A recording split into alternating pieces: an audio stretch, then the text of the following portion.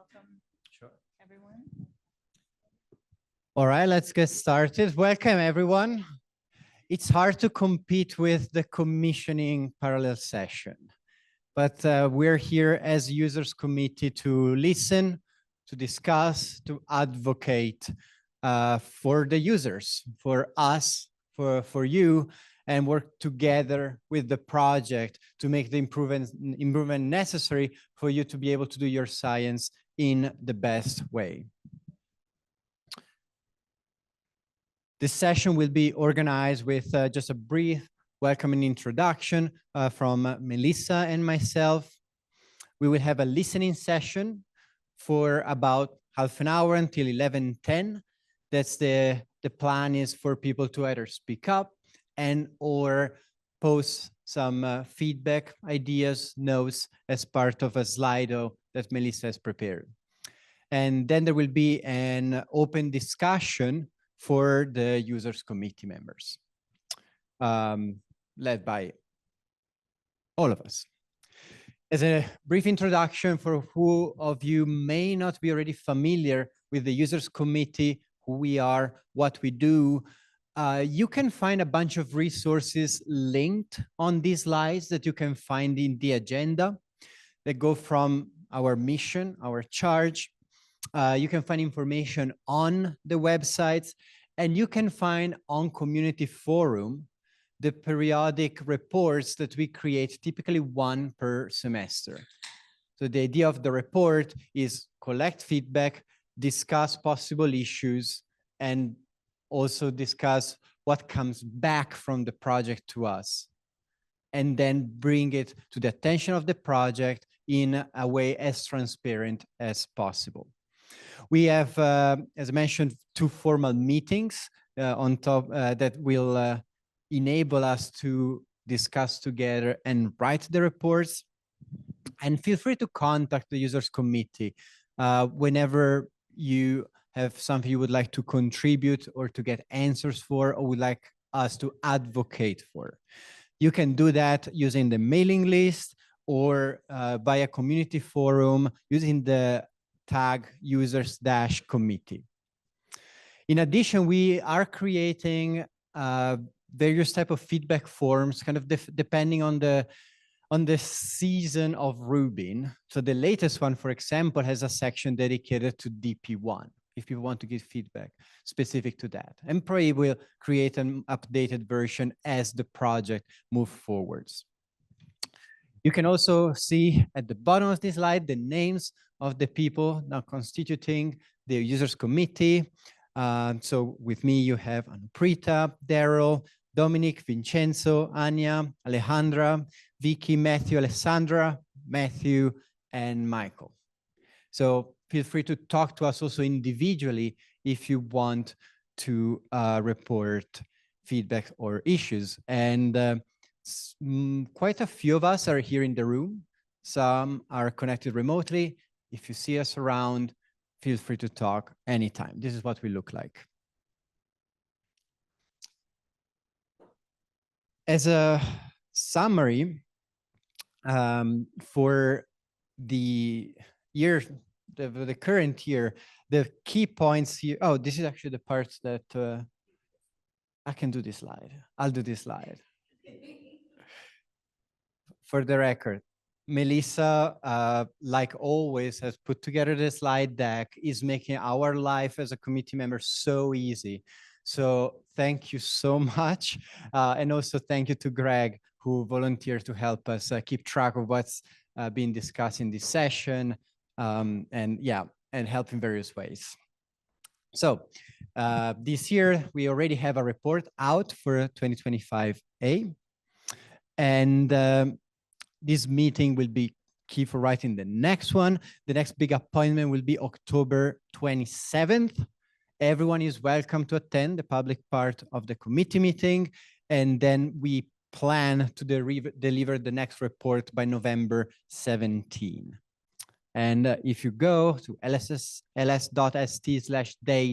that's where you have all the milestone, all the date of interest. You can use really that as a map to orient in the Rubin timeline and framework. I will leave it now to Melissa for the listening session. Great. Thank you, Igor. Yeah, we always start UC meetings with a listening session. This year, I thought we'd start with a Slido anonymous interactive thing. I've never done a Slido before, but we're going to see how it goes. It's going to be short.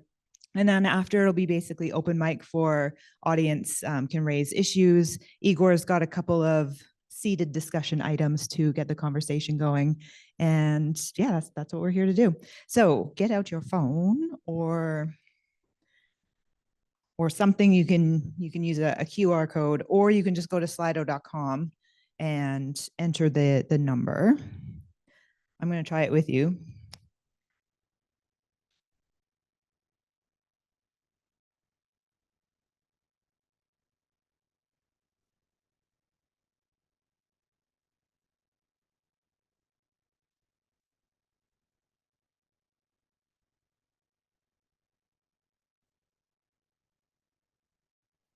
Ooh, questions are closed. Okay, hold on. Oh, that's correct, actually. Questions are closed.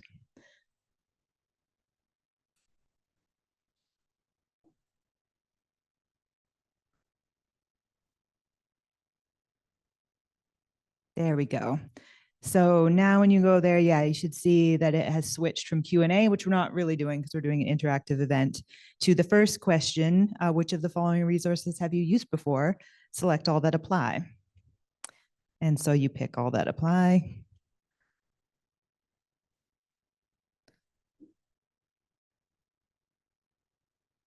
Interesting.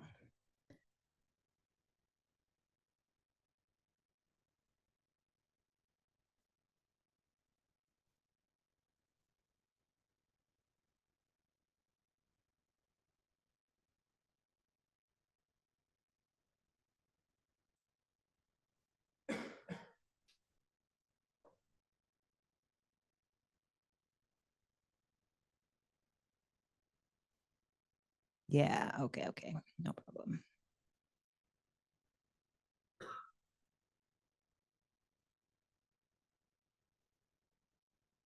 All right, now you can see poll results going up.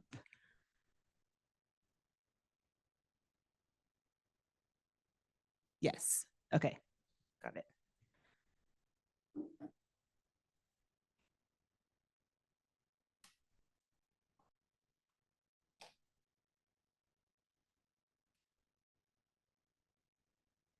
Oh yeah, and then you should see also the poll. This is the very first time I've tried this. You can see the poll results also come up on your phone once you've submitted.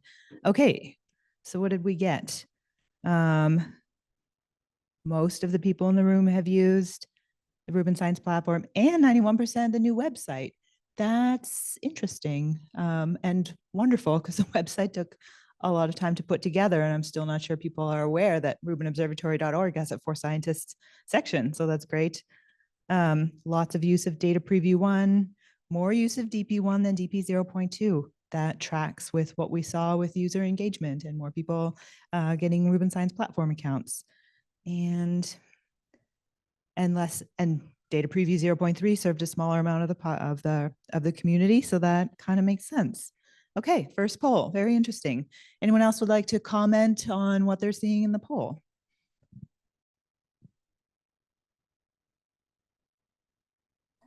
Great, we have these two as well. This was the easy one, so maybe you have no comments, and that's fine. Yeah, this was the easy, obvious one. Before we move on, Greg, do you mind also please monitor if anyone writes on Slack, any comments that should also be. Sure. Thank you so much. And I think Bob here in the room has a comment. Just a really simple question. Why is the Rubin Science Platform green and everything else is gray? Oh, I think it's the top. Oh, I see. Thanks. Yes.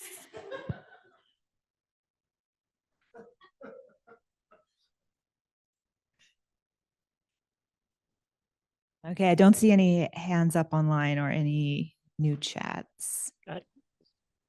Can I bring up a question? Yeah, go ahead. Unmute now Okay, and say, yeah. thanks. Hi. Uh, are the Rubin Science pipelines now widely available to people who are not in the science collaborations? In other words, is it uh, unsupervised student ready or unsupervised old fart like me ready to Uh, actually just push a button and yes. use the science pipeline? Great questions, Charles. Two very different questions. The science pipelines have always been openly available because they're being made openly, and they are pre-installed in the Rubin Science platform. So, either people do download and use them for other things, but with your RSP account, they're just there. I wouldn't call them unaccompanied undergrad ready at all yet, or maybe ever, because they're quite complicated. And we're doing what we can to make beginner level tutorials so that people can do some aspects, some things with them. But yeah, I would recommend starting with the tutorials and then reaching out and getting help, and not sending students in to learn to process data. Yes, that makes sense. The undergraduate network folks, Mark Pitts and everybody, are already starting to work on ways to help the undergraduates start being useful. But I think they probably have wide application, not just to students, but to, like I said, all of us old farts who, we don't know which thumbs to use. Yes, I think you're right. And also with the data products that are produced by the science pipelines and made available, we kind of hope most users don't have to use the science pipelines actually, because we've already done the processing and the data products are already there, science ready for you. Right. Thank you. Thanks. Thanks, Charles. More questions, comments on this topic?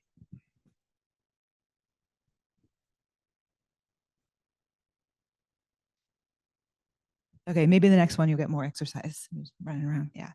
Well, what? Oh, that's because that's not me. Yep.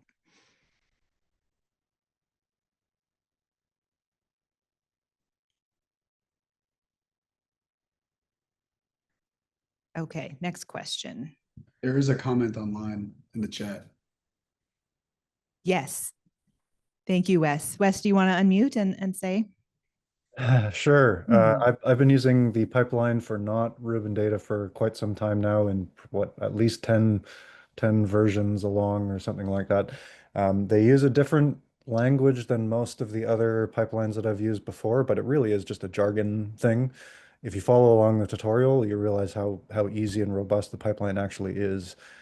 So I consider myself an old fart, but didn't find it too hard to jump into the pipeline stuff. I would say have no fear there.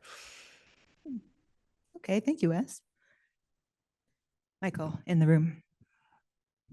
I mean, I think the algorithms are fine. It's the bookkeeping that just makes it hard. There are just lots of assumptions if you want to do large amounts of data about how everything's organized, it end up being specific. And that's the part where it's unclear what to have. If you're doing, someday if you had LSST-CAM data and you're just trying to redo the processing, that's totally possible. But I think the people who've had success, full credit to them for figuring out how to get different images from different things into a format that then works through all the upper layer bookkeeping stuff, which is different than you can totally take a function that does some algorithm and apply it, but they're just expectations of what the inputs are there.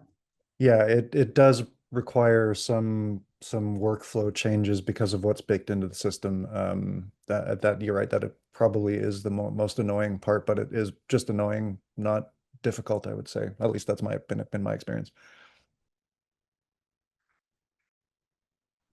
Thank you, Wes.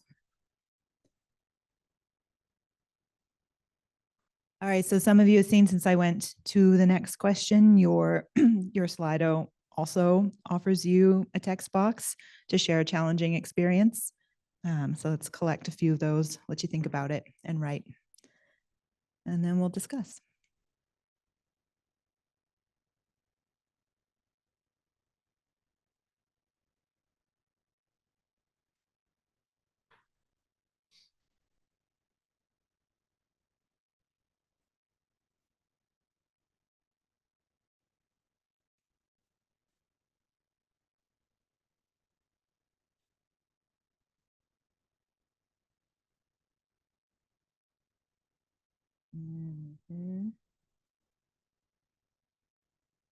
the right one. It is this one. There we go.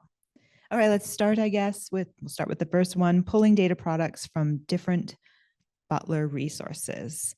So maybe I would interpret this as just learning to use the Butler. Other people like to comment on the challenge of the Butler?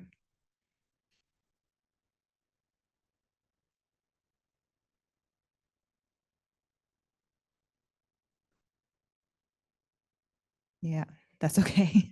Maybe not everyone has used the Butler. But yes, we have tried to make new tutorials to make it easier to use the Butler. It takes quite some time to retrieve an image or cut out by a Butler or SCIA. Is there a better way? I think that Butler, SCIA, and TAP are the image access methods now. So I think the short answer is no. Would anyone else here like to comment on? I'm not sure that 5 seconds has been my experience exactly. Would anyone else like to comment on the time it's taken to make cutouts or retrieve images?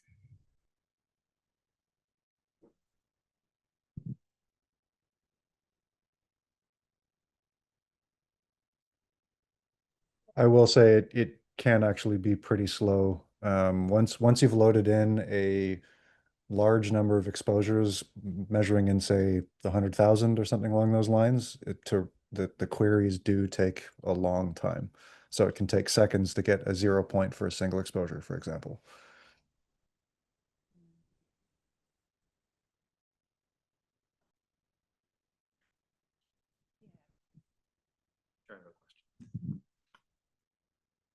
Is there any way to monitor a user's experience on the RSP about how long a query or data product takes to happen? Absolutely. Would you like to see it? I'd love to hear more. Can I share my screen? Or do you want to do it right now? Or do you want to do it later? Maybe let's make a little list of things to do right after the Slido. Sure. Yeah. Someone else has to make the list because all of my computers are now busy. But let's add a little demo of how to tell how long things take from RSP developer side. Greg, you're in charge of, can you make a short list and have that at the top? Yeah. Okay, we'll add that to the list for discussion. Using the science pipelines with external data sets, definitely a known issue. We get a lot of questions about that on the support channel. Question? Correct. Answer to the previous question. I thought that there is a tab on when you're using the portal that tells you about the status of your query. So if you made a TAP query, you can go to the job monitor and see it. If you have made Butler and you're trying to retrieve lots of data, then you can't. And the question, I think, was more about what our developers can tell. Yet. Yeah. Okay, so yeah, let's keep going and collecting things for further discussion, I guess. Using the science pipeline, yes, with external data sets, we know that one. Unknown reliability of the DIA data products. For example, force photometry light curves, the reliability score, okay, so maybe not quite well enough documented. Does anyone want to make further comment on DIA data products or troubles they may have encountered with those? I put that one in. You put that one in. Yeah. I think the statement's just correct. Okay. For the people online. Yeah, I think the statement's just correct. And Yeah. just in the sense that the DIA is just finishing, still working on commissioning exactly what that's going to be. Yeah, that makes sense. Yeah, basically the problem sometimes is you find, for example, a new source, but it's particularly hard to determine whether or not it's astrophysical or maybe it's a bad subtraction. Yeah, I think at the moment we as a community, we as users, we don't understand well enough the various products and various metrics to be able to determine it in a confident way. Mm-hmm. So what I heard is that a paper will be published soon that explains all of that. I think that we shed some light. I think it's going to be incredibly useful just to be sure we make claims for astrophysical sources that are indeed astrophysical sources. Okay, so that's coming back to that reliability score. Yep. Yep, okay. Yeah, or even the light curves. In some cases, they show bumps, but are they real? Are they not real? Photometry is hard, but we kind of need to understand better when we can, for example, say, oh, there was a brightening in the light curve, or no, it's just a fluctuation as we may expect from just Yeah. data processing situations. Okay, okay. Okay, that's good to know. And here I'm just sort of trying to collect lots of different ideas and stuff that we can follow up on later. I'm not going to get everything answered today. It's good to just start getting ideas in your head for the discussion. Knowing what repo to identify for a specific image. Okay, so I think that again sounds like use of the butler is a bit confusing at times. Version change, oh yeah. Vincenzo, go ahead. Yeah, commenting on this question, I don't know if it is already present or there is a link, but I think, and I also received feedback from some users, it would be nice if attached to the schema browser, we can also have a link or a page to say, okay, if you want this specific data products and if you want the image associated to this is the repo that you need to call. Because it's like the schema browsers is useful for all the table thing, of course. But if you want to query for the images, there is no an equivalent schema that helps you to understand, okay, I want the quad or I want the difference image. So how should I call it? So the only reference I think is one of the tutorial notebook, number 4 of the previous one, I don't remember. But there is no page with all this information linked together. Yeah, and if you want to call an image with the butler. So what is the repo of the butler containing the template, the difference, or just the collects whatsoever? Oh, okay, yeah, so Greg, can you write down like for the DP1 documentation, there are pages, 1 page for every image type that is offered, and it tells you the data set type that you need to pass to the butler to get it. But I think you're right that we never wrote down, so the repo is just like LSST/DP1 when you instantiate the butler. And maybe we never wrote that down anywhere. It's like the most basic thing maybe got missed from the documentation. Yeah, if it's And- about DP1, there's an answer and we should make that clear. If it's about people doing commissioning in the USDF, then that's annoying. Oh, yeah, that's, but here we're for that's users, so it's all, internal and yeah. yeah, But the data set type stuff is definitely, you yeah. have to load that framework and then there's a switch and I keep that spreadsheet of all the changes in my head from previous things that I did a year ago and yeah. Okay. All right. Version changes that break codes. This is something we are somewhat concerned about. This is Wes again. I'm the one that posted that, and this was more in reference to actually processing imagery, like going from 19 to 20 to all the way up to 27. There's been some significant changes to the way codes work, and I understand it's obviously an evolving thing, but it's quite clear from the words over the last few days, it's going to continue to evolve for a while yet. It would be useful if there was some way to know in a little bit more detail than what is nominally provided, what those changes look like and, you know, what the knock-on effects are. Because really the only way we've got right now is to just try and hope, and, you know, throwing darts at a wall doesn't always necessarily work. So pipelines is the star of data management in having incredibly detailed release notes for the pipelines that actually, you can find them on pipelines.lsst.io, and they are extensive. And I would hope that they're mostly associated with official releases. The current recommended on the Science Platform is an official release and probably is more likely to stay an official release going forward. So That's encouraging. Thank you. if you can look at those and see if they cover what you want, and then we can let the pipeline teams know if not. But generally, users should not be running the bleeding builds, dailies, weeklies, unless, you know, you're testing out some bug fix that you have reported or something like that. So, yeah, we are, now that we are in, well, we're still in preview, but we're trying to slow down the cadence on the Science platform. So those release notes will become more and more relevant and useful if you're doing pipeline work on the Science platform. I appreciate that. Thank you. Greg, can you add to your list demo of how to find pipelines updates? We'll ju- But that's one of, so we want to do one demo. The announcement stuff recommended as well. Yeah, I just want to do a quick demo. I want to show people exactly where to find what we were just talking about. So that'll be demo number 2. Wes, is one version of this question, I processed through ISR some data a year ago, and now I want to try out the latest subtraction code. And it's not clear to me how you would write that in release notes of exactly when or not, because basically my understanding is the pipelines are designed to, like, you're going to rerun it, the whole thing every time. Like when there's a new pipeline release, you're going to start from the raws and reproduce otherwise. Because otherwise all the data set types are going to be different or something like that. Wes?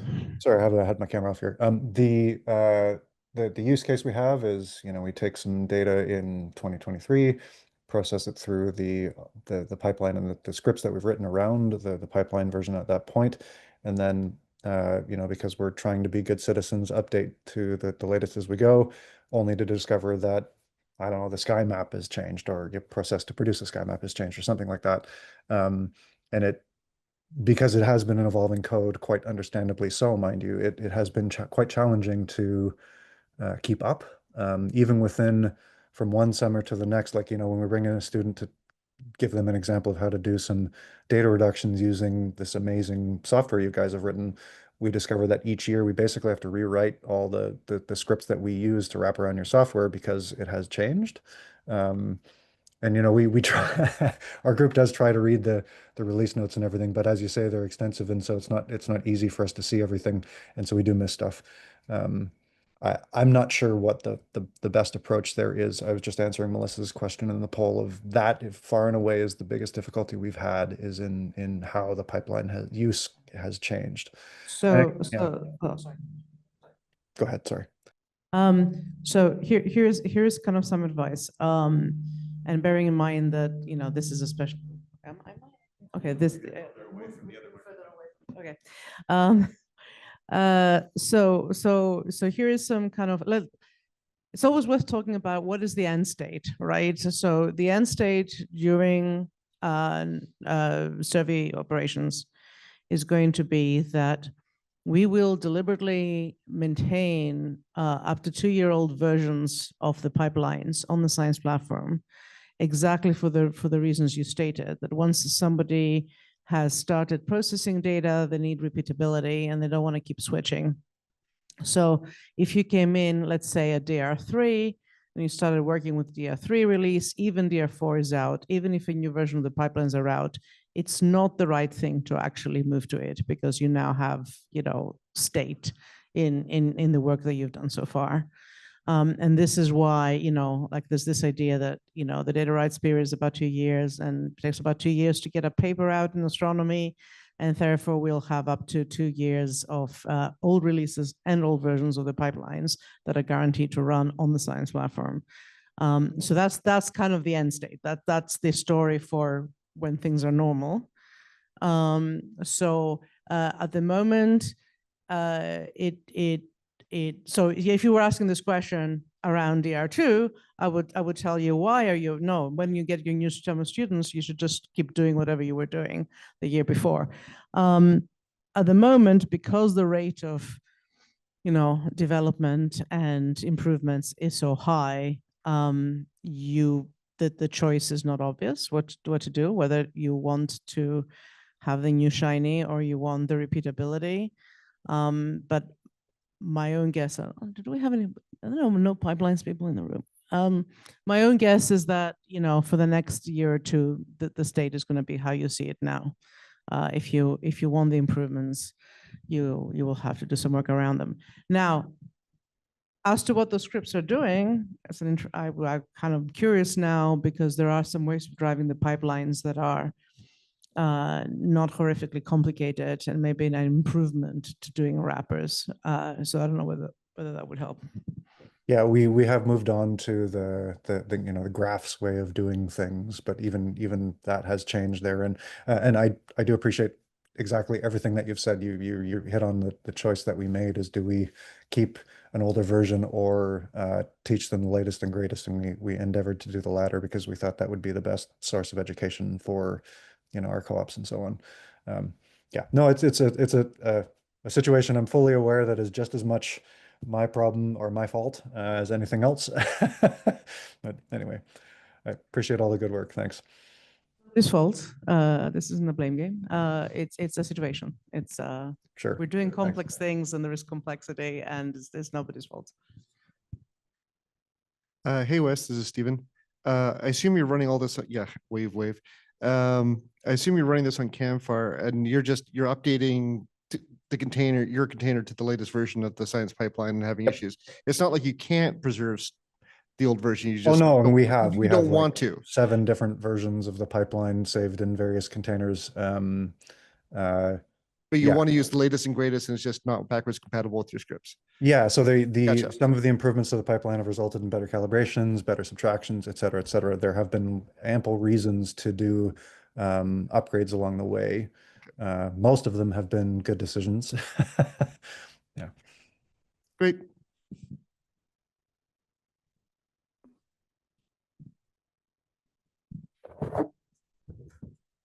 Okay, good. That was for version changes that break codes.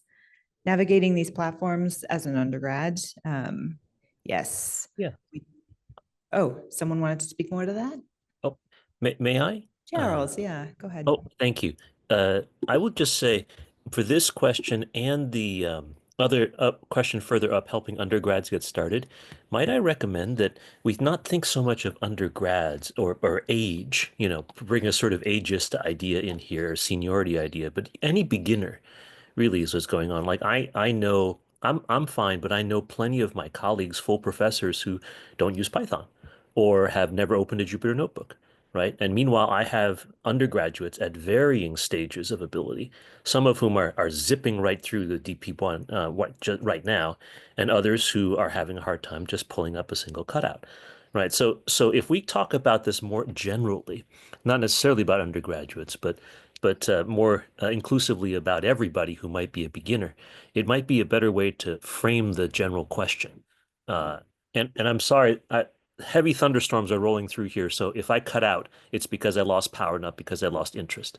The general thing is like, what is that best way? What are the steps that people need to get to that from the beginner stage?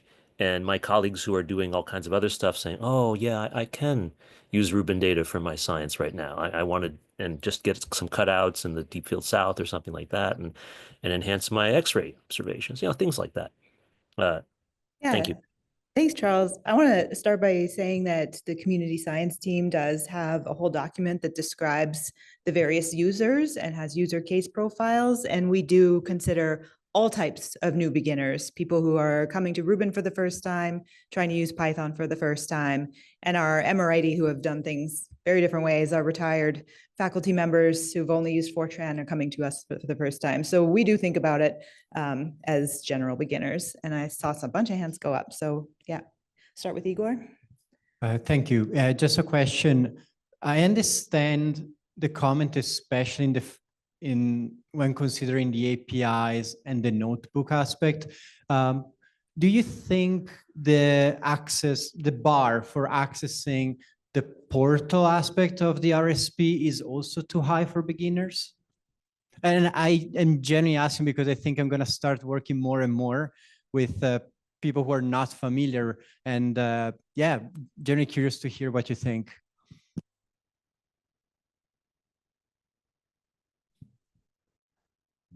Charles, I think that one was for you or anyone actually. Oh, okay. Yeah, I didn't actually put in the undergraduate question or comments in there, so I don't know. What I would say, Igor, that for my students, it does vary widely, but I have a wide range of students, right? At my institution, where we have everyone from sort of Ivy League level honor students all the way down to folks who are just community college, starting high school, starting college with very little background. It's very hard to be all things to all people. So I don't want to comment generally about that, but like what is the good beginner level for each person will depend, right? I think that might be the problem. Like, where do you start and how do you step up? What is the first rung to learning how to use this? And is that the responsibility of the project to create that? Or is that the responsibility of us as the advisors of these beginners to get them to that next stage, right? I could comment about that. This is Gregory. Just about the point about the portal. We do in fact intend to add something to the portal relatively soon. You know, during the lifetime of DP1, not with like a later release. That will be a simpler way to get to specific image data types, so that it'll be just I think a lot clearer. Like right up front, how to find the different image data types. It'll sort of lead users into that a little bit more, because right now, with the sort of more kind of advanced mode interface that we delivered first, you have to know like what menu to go to, which of course the tutorials do tell you, but it isn't really properly self-documenting to a user who just kind of walks up to the portal. And so we definitely are planning to add something to make that pathway in easier.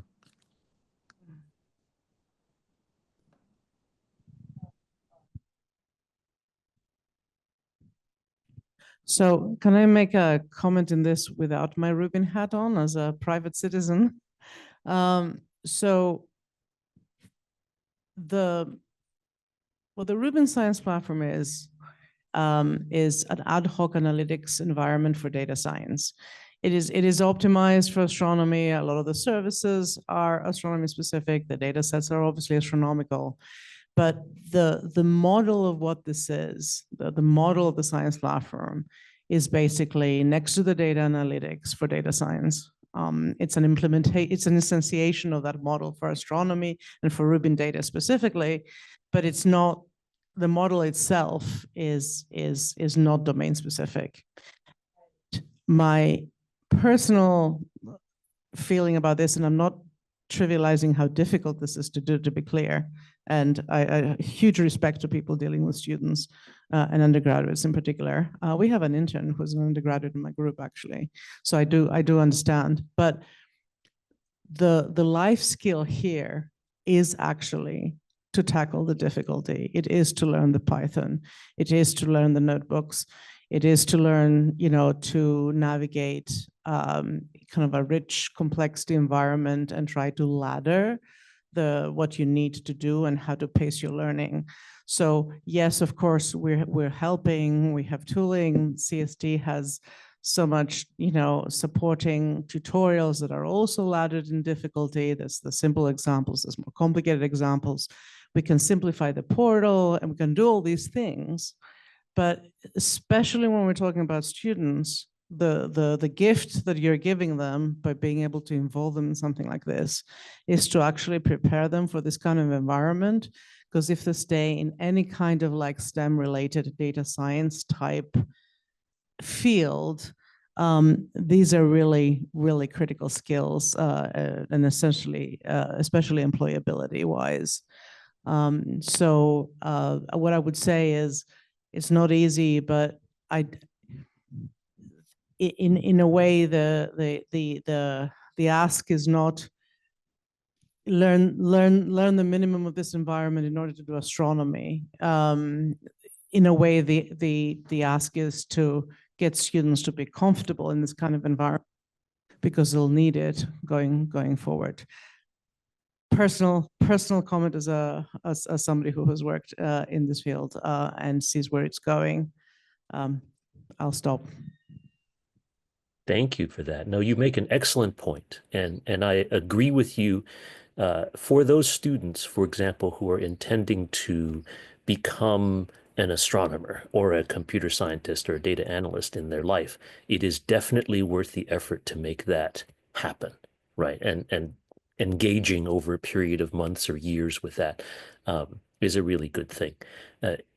If we have a different kind of user, right? It sounds like it's best for us at the institution to find that responsibility. Like if a student said, hey, I'm studying Galaxy AABBCC, and can you just get me all the data that Ruben has on this particular object, please? And then some, I don't know, large language model actually pulls that information and gives it to you, right? That's a different kind of science. That's a different kind of learning experience. You do engage with the astronomy more than the data science. And I agree that there is merit to absolutely what you're saying. Yeah.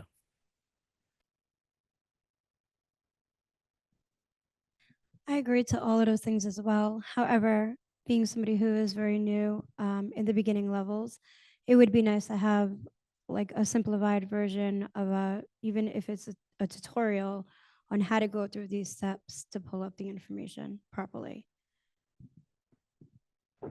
Okay, I would really like to sit with you maybe for 10 minutes to see, because we've tried to target sort of the beginner level notebooks and actually maybe to back up and answer Charles's question of where we draw the line. For a community science team, we're teaching Ruben data products, services, and tools, but not astronomy. So we don't define magnitude every time it comes up. We don't define a lot of astronomy terms, and we don't tell students what to do. So we're not like research advisors. We can't recommend projects and that kind of thing. But the how and the Ruben aspect, that's kind of where we start. And so we do with our tutorials, especially notebook ones, try to take it one step. The Jupyter Notebook environment is used in a lot of other places. There are a lot of other tutorials that teach how to use Python and stuff, but we did try to start one level to give a good introduction to how to use a notebook and a little bit how to use Python at the lowest levels. And also on the portal side, we do try to make the first ones as simple as possible. So and now all of us on the team have been working with this for so long. It'd be very useful while you're here just to sit for 10 minutes and kind of look at it, and you can be like, I didn't know this part and I had to go figure out what this meant. And I think that would be very useful. So if you're available like 15 minutes after this session, yeah, let's sit down. Okay, that'd be useful. Where were we? There's another hand up. Andre, Nicola, Igor, can you take him a mic?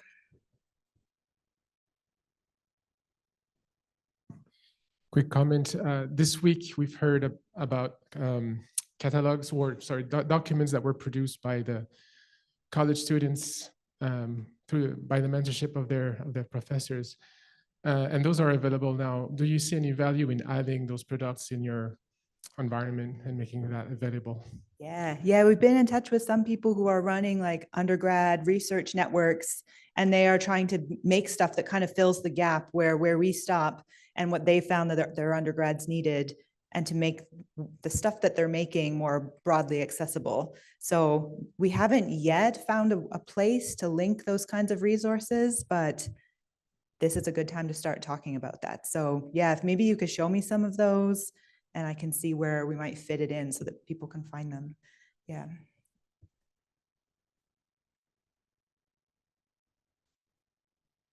Okay, any more comments about the experiences of our beginner level community members? It's been super useful. Okay, let's see what else we have on the list. There are data products that are only interpretable through the science pipeline, such as PSF models, WCS solutions, and photometric calibration. This makes it difficult to use different pipelines to apply to Ruben data. Truth. That is true. And I'm guessing here pipelines is not so much processing pipelines, but scientific analysis software. They're not trying to do reprocessing, but they're trying to take the data products and use them in existing scientific analysis tools. That would be very useful to get a couple examples actually of what those tools are and what kind of error messages and challenges people get in trying to do analysis, because this is basically someone saying, I'm trying to do the analysis that I want to do and the data products, I'm having trouble accessing and using the data products in the format that they're in. So that is an interesting one. Would Melissa, anyone this is like- Gregory. I'd be happy to comment on that. Oh, please go ahead. So we're aware of this. So this is a story about the pipelines in large part. So the project in general is committed to using community standards. We use IVOA standards for data queries. We follow FITS 4.0 as closely as we can. I'm sure there are still some places where we fall short, but we're constantly working on polishing that. But what the pipelines team has found is that for the level of precision at which they're trying to work, the existing community standards are not powerful enough to represent, for instance, our single epoch image distortion solutions for WCSs. So they just can't be represented in a WCS that follows the FITS WCS papers. So there is a high precision WCS in the image files in FITS binary table extension that contains a lot of parameters for a parameterized model of the distortion. And that's unique to this project. So it is a true statement, I think, that at the moment, these models are not sufficiently pedantically documented to make it possible to reverse engineer them and write independent code against them. So this is a place where the only solution we are currently offering is for people to run the pipelines themselves and read these images in. And in that case, you will get the WCS and you will get the PSF.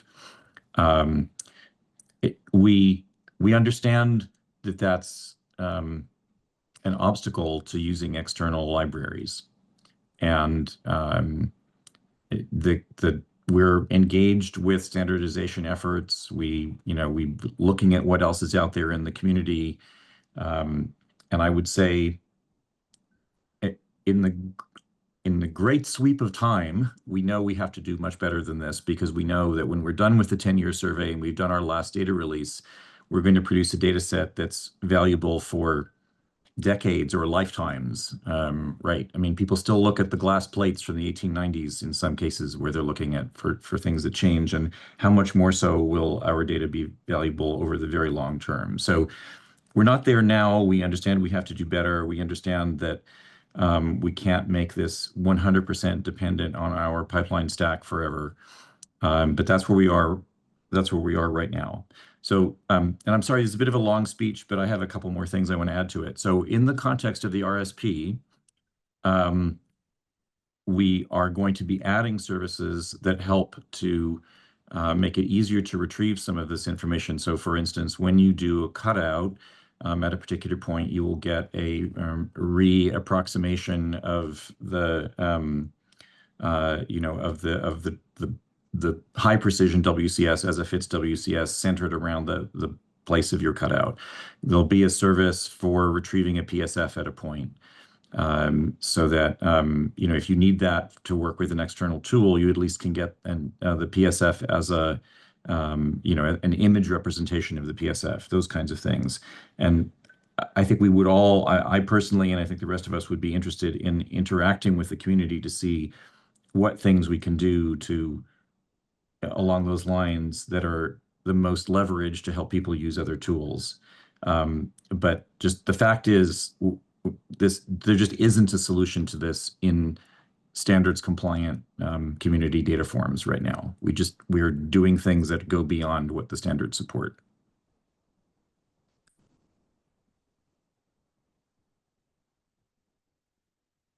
Okay, thank you, Gregory. Thanks for that comment. And I'll just add that, yeah, we would be very interested to see like error messages and some of the specific code that people are trying to use, because maybe we can help. I'm going to pass it over to Igor for another statement. Yeah, before we move too far away from the undergrad question, I think there is an important issue that should be brought up and discussed, and I want to learn the answer to. And it's not just about undergrad, but in general classroom environment. It happened the last few weeks, very much in practice. People reached out to me organizing schools and events with dozens of students who wanted to use the RSP or at least DP1 somehow. So the question is kind of twofold. One is, how do we make that happen efficiently without having to ask 60 students to create an account and you all to review all the accounts? And second, how to deal with the fact that not everyone in a school may be data right holder. I don't think they just say, let's just not teach people is like really what we want to do. But at the same time, we have to be very conservative to follow the rules.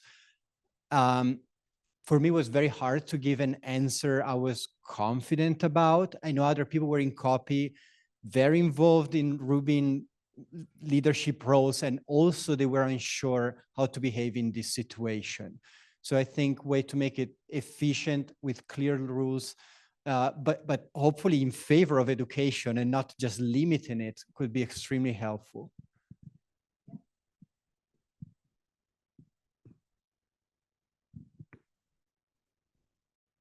Okay, so again, I find myself reporting for other people's work.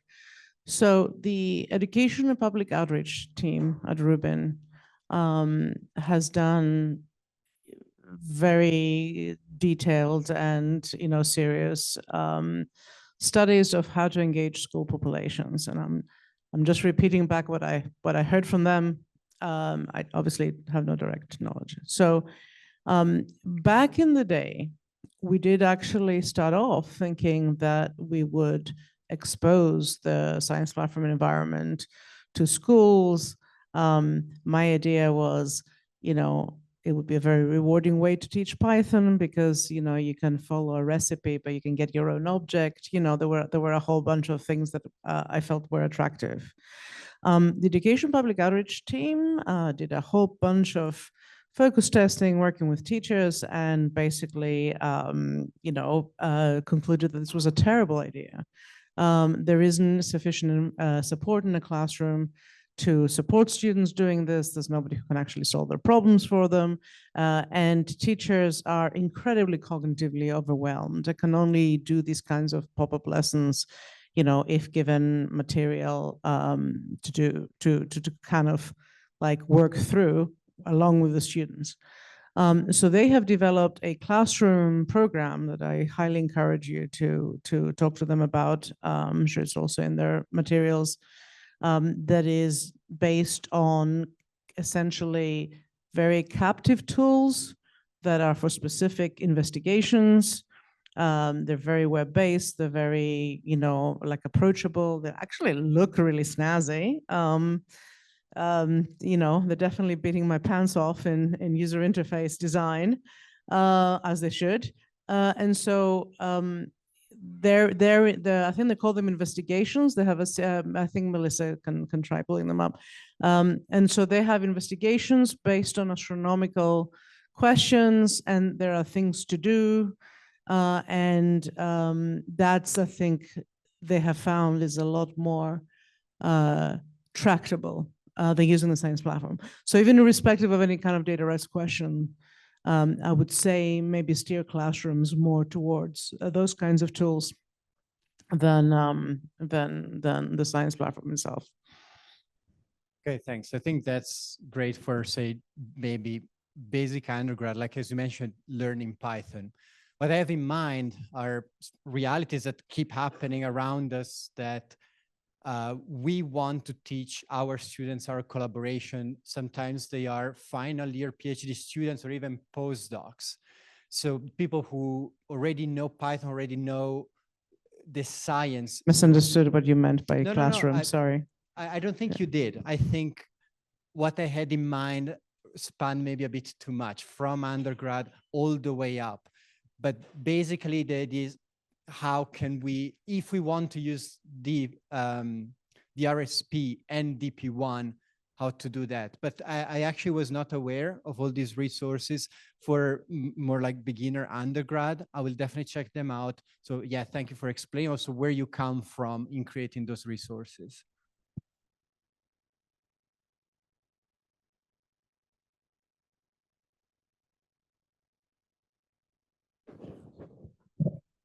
For the EPOs, yeah. Website's of course broken the one moment. Yeah.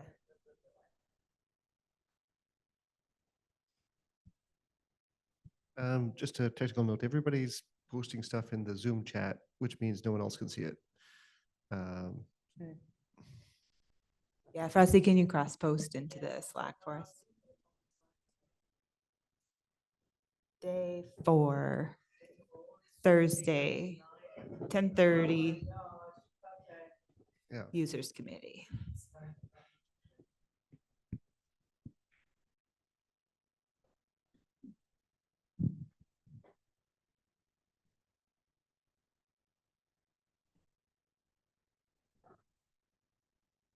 Okay, I just was skimming through the other ones that are in here, and they're all good and interesting. Yeah, trying to get people into the technical documentation. That is one that we try to do. Try to use RubinObservatory.org, the New for Scientists page, to sort of send people out to the appropriate tech docs. There was one though, the WCS astronomy of the cutouts is off. I see like lots of people nodding. And that's not one that I've seen come into the forum. That would be something you immediately report in the forum as that with a support request. Yeah, we need to see that example. I reported to Robert at dinner. It looks, yeah.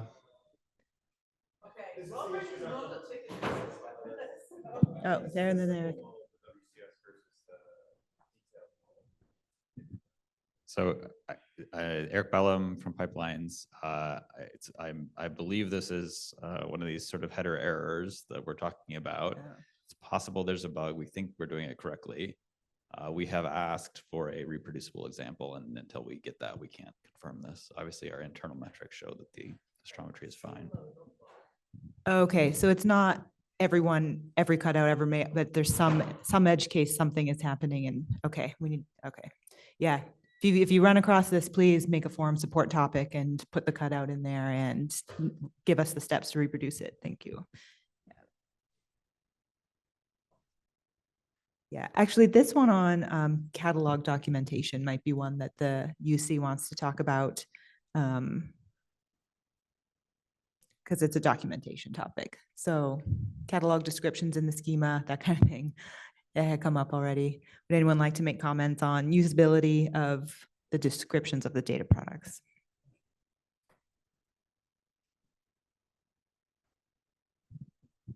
Commenting on this question, I will ask the users, and maybe we can make a more explicit question in the form that we are circulating.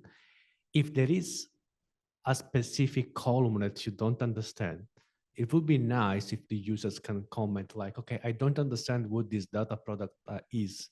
Could you please expand? Because, okay, it is clear that having a better documentation is always a better thing. But if you can point out to us, which is the specific thing you don't understand, maybe we can help you better. But that's also what the community forum is for, right? Like snappy questions.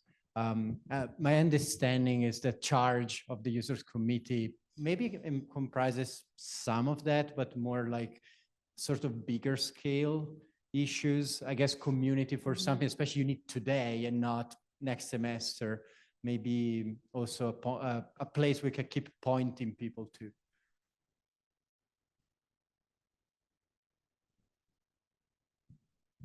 Hi, I'm Melissa DeLucchi. I'm not an astronomer, I'm just a software engineer. And sometimes when I go and I look at these data products, and it's like, I have no idea what cron magnitude 45 means. And it feels a little heavyweight to make a forum post to ask about that and to ask that there be some more expansion on like something very, that seems very small. And I don't want that to make me feel very small, that my complaints or my frustrations are feel a little too minor to bring up in those situations. I think it's not too minor. It's just a bias that we have, because if most of us are astronomers, we don't think it's necessary to explain what a magnitude is. So it's not a minor thing if you could just write in the community forum, I don't know what a magnitude is. Nobody's judging. It's just that we don't know. We don't expect people not understanding something. So it's our bias. It's not our fault. It's not you as a user. Yeah, I agree. I think if you had posted that in the forum, we would have been able to point you to our galaxy photometry tutorial that kind of describes the different measurements. And I think it even gives like some of the equations for the different types of measurements. So I think that question would have been fine. But you have tapped into something we know is out there, which is reticence to publicly post questions. Yeah, all I can say is we will always happily answer every single question that you have. But also we can improve our documentation by, right now, the only place that we kind of list and describe galaxy photometry, like in this case, is in a tutorial. And that should also be more in the documentation.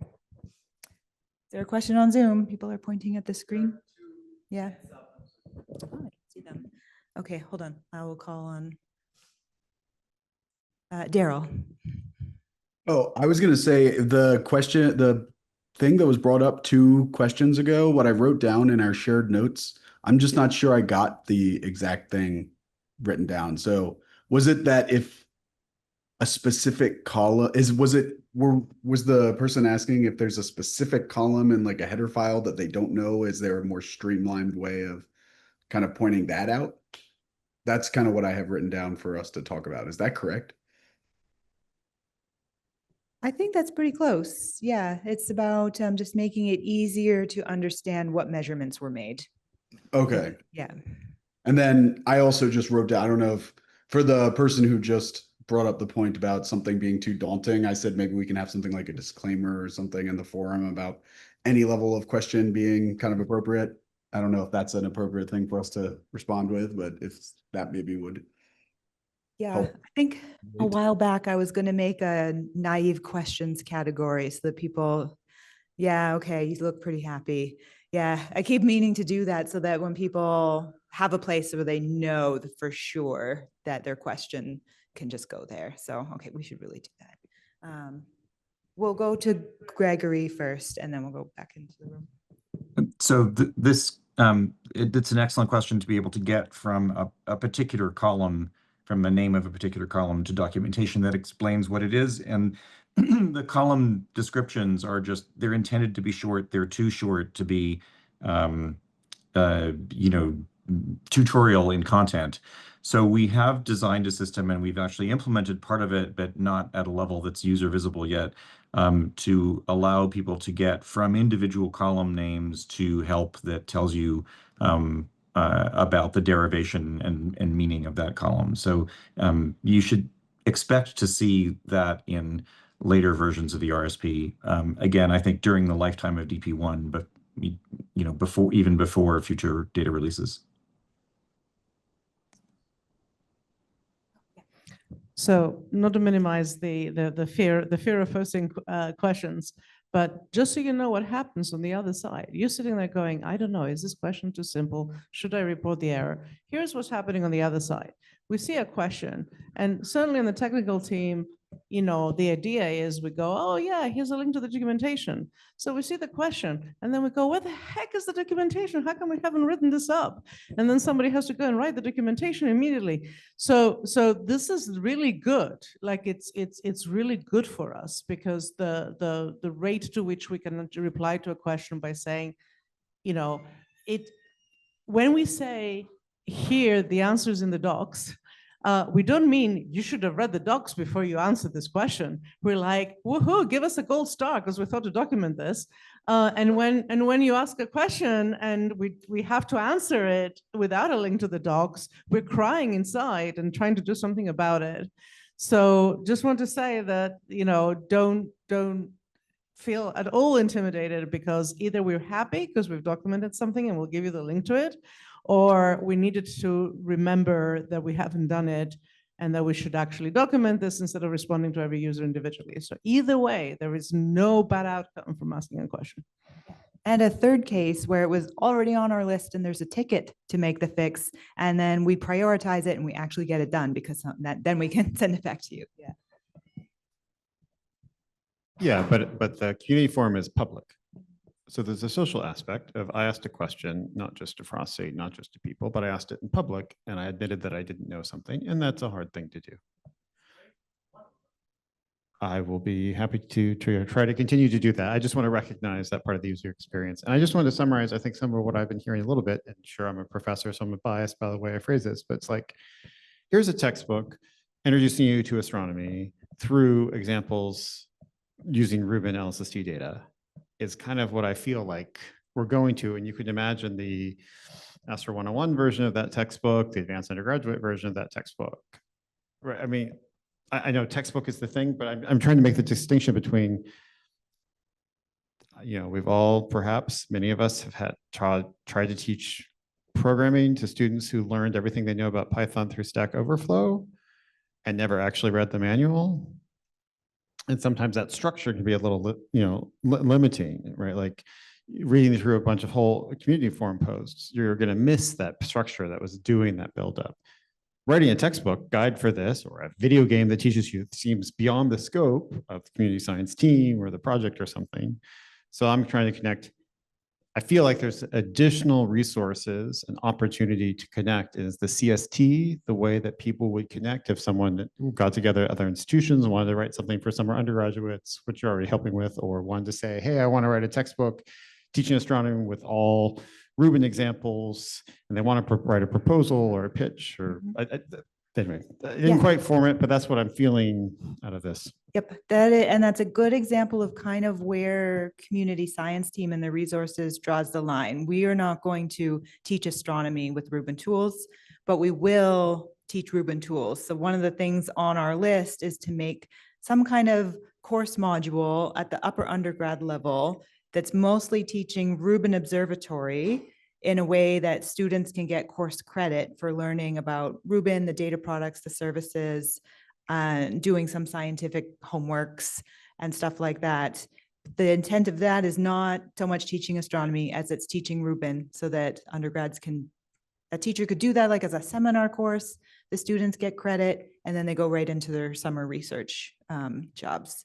So I think those two, this example gives a good sort of boundary condition. Yeah, thanks, Michael. Okay, we got there from catalog measurements. That was a good conversation. Okay, we're at the 15-minute mark. The Slido was way more fruitful than I thought it was going to be. I think we have all of these, and we're only one from the end. Support the previous question about DIA flags and okay, good. May I add the comments that people posted before the session on the feedback form? Yeah, I wanted to ask what you would like to do now, if you kind of want to pause and go to this. Yeah. It's just incredible how much more response we got from fewer people we reached out to in a room, just saying, let's do that in 1 minute, as opposed to having posted a form for weeks. Yeah, nice. Great idea, Melissa. Okay, so I will read what people wrote in an anonymous and quick way. No, it's fine. I will just make a quick summary. Regarding DP1 particularly, one person says 2 different points. One, that the naming convention for the PSF flux in the DIA source table is confusing. Then we can go more in depth about the reason why. Actually, it's just a couple of sentences. Let me read them. This is the only table for which this column has a different meaning from all the other tables, while the analog of the PSF flux in other table is named science flux. This is confusing during cross matches. The second point this person brings up is, while schema for the tables is pretty straightforward and useful, it would be nice to have a more detailed documentation on the columns, in particular on the different quality flags and which steps of the data processing produce them. Anyone wants to comment on either of these points before I move to the next?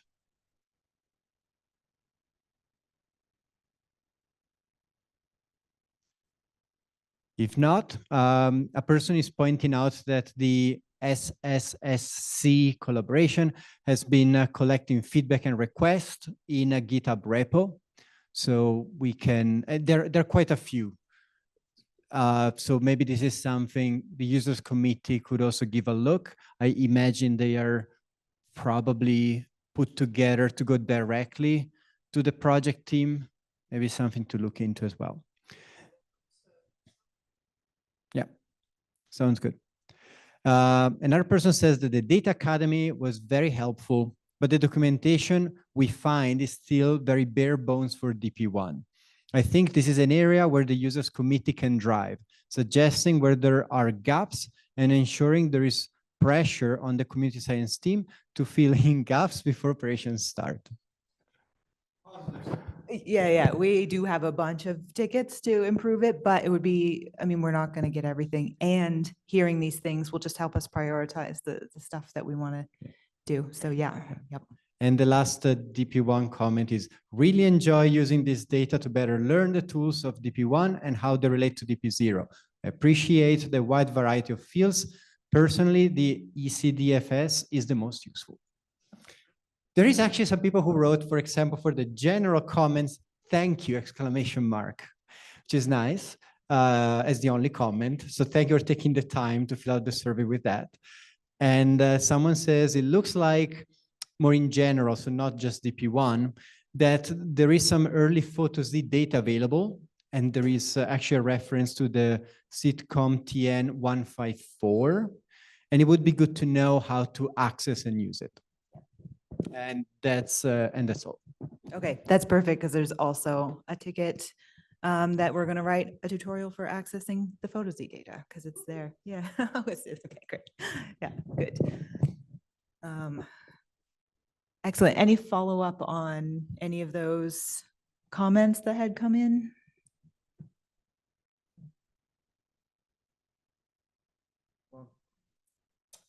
Coming, putting my steps in for the day. Hi, Melissa again. Different Melissa. So you have tickets for all of these things. Are they in like a GitHub repo that everybody can also see all of your tickets, or I guess maybe Jira? Because being able to go through and like vote, yes, this is important to me. Yes, this impacts me. I don't know if that's useful in your prioritization or if that's anything that we could, give you some feedback on as well. Yeah, no, this is like Jira tickets. This is into our work system where if I link you to one of them, you can see what the ticket is for. So sometimes we will do that, especially with issue resolution tickets.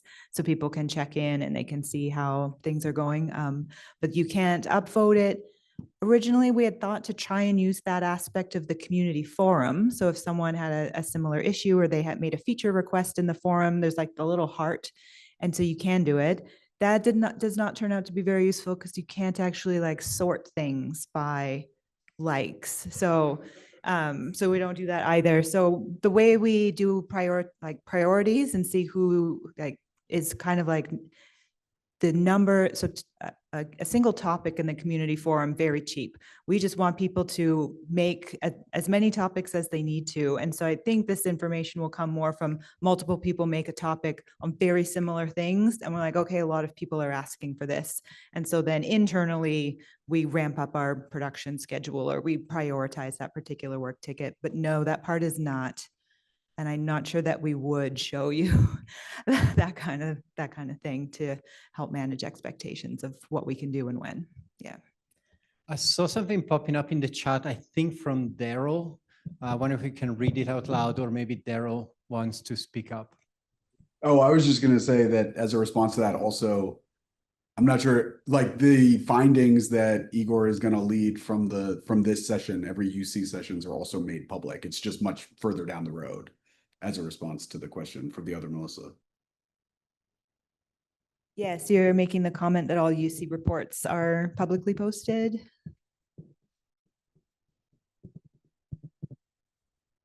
I think so. I think yes, that's what I'm saying. Yeah. Okay. So maybe not every initial submission, every initial ticket, but yeah. So the UC's reports kind of summarize the most pressing issues that they feel that the users as a whole most need to have addressed. Yeah, I think that's the point.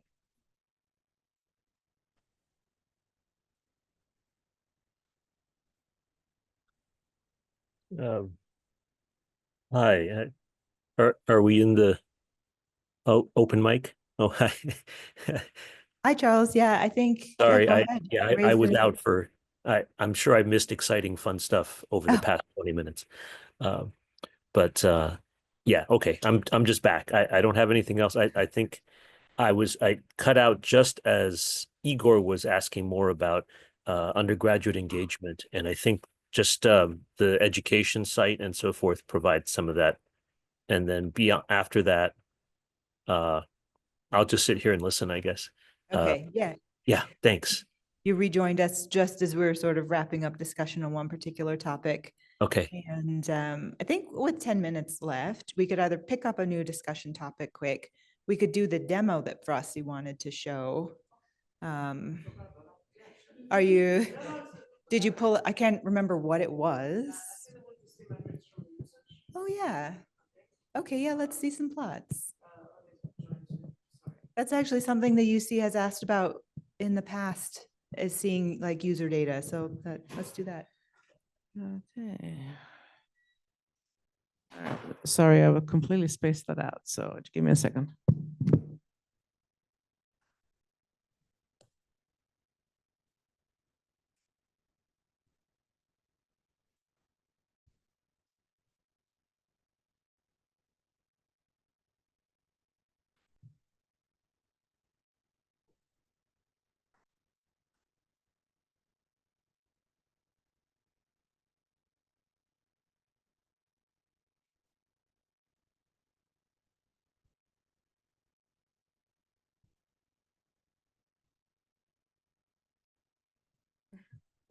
This is neat.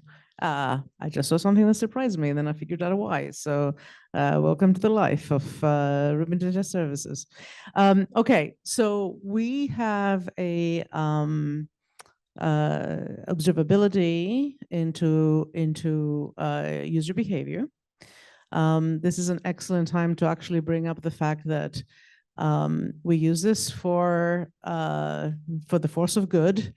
And there's a few people who have gotten a community forum direct message from us going, oh, what are you doing? And the answer is always really interesting, and we learn from it. So don't, it's like, this is an opportunity for us to prepare the system for 10 times more users doing 10 times more things each. So this is a learning, it's a preview for us, it's a learning experience. So one of the things that we can, oh, that's right, I now remember. Michael asked about query time. So let's see, do I have it in the dashboard? If not, we'll just pull it up. Let's pull it up. So some of you might know that we use QServe, our high performance in-house database query layer. And let's look at successful queries. And let's look at elapsed time. And let's look at, oh, this is ugly. Why don't we do something better? Like that. And yeah, mean elapsed time and QServe elapsed time. How about we do that?